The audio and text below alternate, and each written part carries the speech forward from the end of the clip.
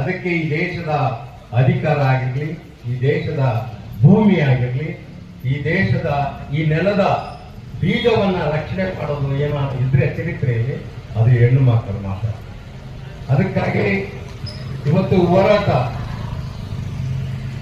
ಬಹಳ ಇವತ್ತು ಹೇಳ್ತಾ ಇದ್ರು ದೇವನಹಳ್ಳಿಯಲ್ಲಿ ಸಕ್ಸಸ್ ಆಗಿದ್ದೀವಿ ಅಂತ.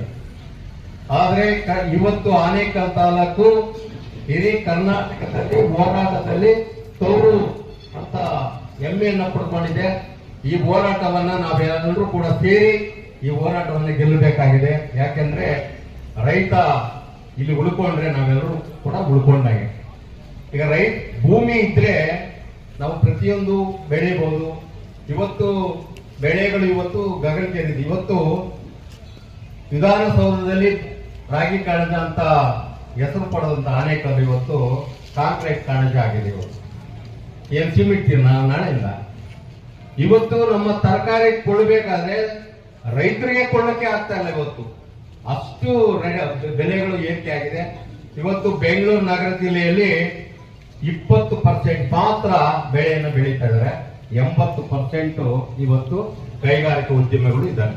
ನೀವು ಗಮನಿಸಿ, ನಮ್ಮ ಆನೇಕಲ್ ತಾಲೂಕಲ್ಲಿ ಬಹಳ ಹೆಚ್ಚು ಜನ ಬಂದು ವಾಸ ಮಾಡ್ತಾ ಇರುವಂತ ಜನ ಯಾರಂದ್ರೆ ಇವೆಲ್ಲ ಕಡೆ ಗಮನಿಸಿ ಹಿಂದಿ ಮಾತಾಡುವಂತ ಜನಾಂಗ ಇದೆ. ಈ ತಾಲೂಕಲ್ಲಿ ಬಹಳಷ್ಟು ಹೆಚ್ಚು ಜನ ಇದ್ದಾರೆ.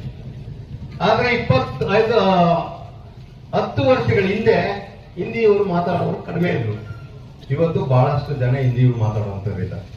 ಅದಕ್ಕೆ ಇವತ್ತು ನಮ್ಮ ಭೂಮಿಗಳನ್ನ ಕಳ್ಕೊಂಡ್ರೆ ನಾವು ಕೂಡ ಬೇರೆ ರಾಜ್ಯಗಳಿಗೆ ಹೋಗಿ ಕೂಲಿ ಮಾಡುವಂತ ಸ್ಥಿತಿ ನಿರ್ಮಾಣ ಆಗ್ತದೆ. ಅದಾಗೋದು ಬೇಡ. ಇಲ್ಲಿ ನಾವೆಲ್ಲರೂ ಕೂಡ ಇಲ್ಲಿ ಜಾತಿ ಧರ್ಮ ಒಂದು ಎಲ್ಲ ಕಿತ್ತೆಸದು ಇದು ನಮ್ಮ ನೆಲೆ, ನಮ್ಮ ಭೂಮಿ. ಈ ಸಂವಿಧಾನಾತ್ಮಕವಾಗಿ ಬಾಬಾ ಸಾಹೇಬ್ ಅಂಬೇಡ್ಕರ್ ಹೇಳ್ತಾರೆ, ಯಾರ ಕೈಯಲ್ಲಿ ಭೂಮಿ ಇರ್ತದೋ ಅವನು ಒಡೆಯ ಆಗ್ತಾನೆ. ಆ ಭೂಮಿಯನ್ನು ಏನಾದ್ರೂ ಕಿತ್ಕೊಂಡ್ರೆ ಅವನು ಬೀದಿ ಪಾಲಾಗ್ತಾನೆ. ಅದನ್ನ ಸಂವಿಧಾನದಲ್ಲಿ ಹೇಳ್ತಾರೆ, ಭೂಮಿ ನಮ್ಮ ಹಕ್ಕು, ಅದನ್ನು ಉಳಿಸ್ಕೊಳ್ಬೇಕು ಅಂತೇಳಿ ನಾವೆಲ್ಲರೂ ಕೂಡ ಸಂವಿಧಾನಾತ್ಮಕವಾಗಿ ಹೋರಾಟವನ್ನ ಮಾಡ್ತಾ ಇದ್ದೇವೆ. ಇವತ್ತು ಶಾಂತಿಯುತವಾಗಿ ನಾವು ಇಲ್ಲಿ ಕೂತಿದ್ದೀವಿ. ಆದ್ರೆ ಮಾಧ್ಯಮದವರು ಬಾಬಾ ಸಾಹೇಬ್ ಅಂಬೇಡ್ಕರ್ ಹೇಳಿದರೆ ಕಾರ್ಯಾಂಗ, ಶಾಸಕಾಂಗ, ನ್ಯಾಯಾಂಗ ಅಂತ. ಆದ್ರೆ ಪ್ರಮುಖವಾಗಿ ಮಾಧ್ಯಮದವರಿಗೆ ಒಂದು ಅವಕಾಶ 4ನೇ ಸ್ಥಾನವನ್ನ ಕೊಟ್ಟಿದ್ದಾರೆ.